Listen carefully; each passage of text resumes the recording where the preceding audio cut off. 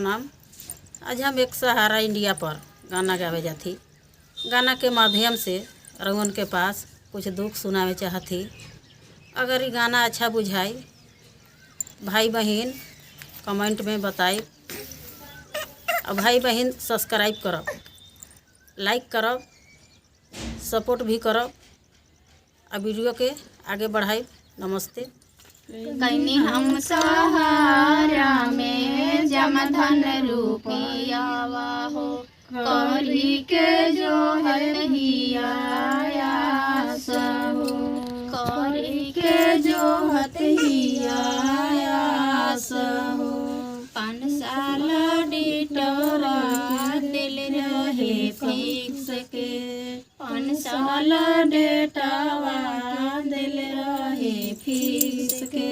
7 साल हो गईलो भर हो, 7 साल हो गईलो भर हो गईल सहारा कंपनी भागल एजेंटवा हो, बंद होइल सहारा कंपनी भागल एजेंटवा हो। घरवा में बैठल रोजगारी बहो, घरवा में बैठल रोजगार दूर हो।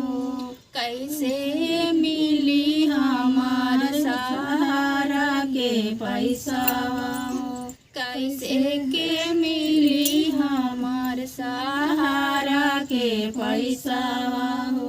केकर पास लगाई हम गोहार हो, केकर पास लगाई हम गोहार हो। गरीब मजदूरवन के पैसा से बनल सहारा ओबीसीया हो, गरीब मजदूरवन के पैसा से बनल सहारा ओबीसीया हो। और बड़े बड़े बंगाला हो, और बड़े बड़े बंगाला हो। कैसन समय आइली गइल समैया, कैसन समय आई गइल समैया। कह के सहारा देविला लिहलक सहारा हो, कह के सहारा देविला लिहलक सहारा हो।